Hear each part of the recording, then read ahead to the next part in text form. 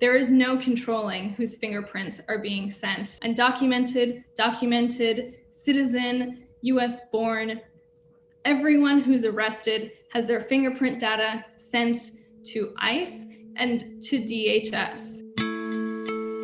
So when we're talking about data sharing, we're talking about biometric information, biometric meaning coming from of someone's body, and that's specific to Secure Communities, which is a program initiated by ICE in which local law enforcement mandatorily has to send fingerprint data to DHS after arresting an individual. And we're talking about advanced surveillance technology that's tracking people in their daily lives without us really knowing how it's being done. And neither of these issues has a robust legislative and policy framework to address at the moment. We're not just being inflammatory and calling them human rights violations. Amnesty International has done reports on certain surveillance companies saying that they are facilitating human rights violations, specifically citing the 2019 ICE raids that happened in Mississippi as an example of that.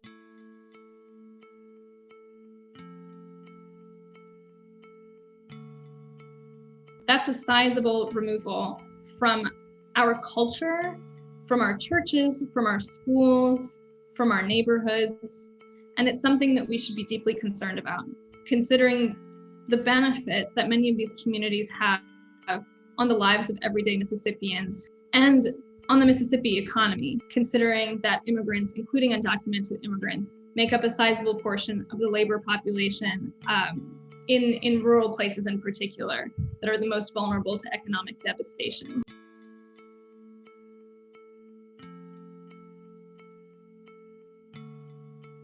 We see them everywhere, these traffic cameras. And if those cameras have automated license plate reader technology or ALPR technology, which we know a significant number of local law enforcement and state enforcement agencies are using in Mississippi, then those cameras are tracking every single license plate that drives by, regardless of the citizenship status of the driver.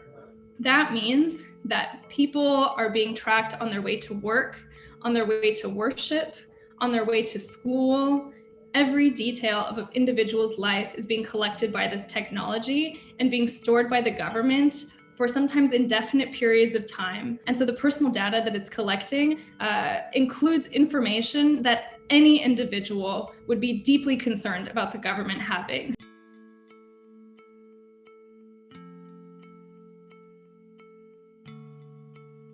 We know very little about which technologies are being used, which companies are producing that technology, and how that data is being used. And that's very scary because the little that we do know is really alarming. We do have one county, Lamar County, that did respond to a records request from a technology and surveillance tracking and civil rights company, Muckrock. They've been sharing the personal data that they've been collecting of Mississippians using advanced surveillance technology. That data has been going to over 500 local law enforcement and private agencies around the country. Lamar County, that has a population of just a few tens of thousands. And yet we still don't know how that data is being used. There's no transparency and there can be no accountability.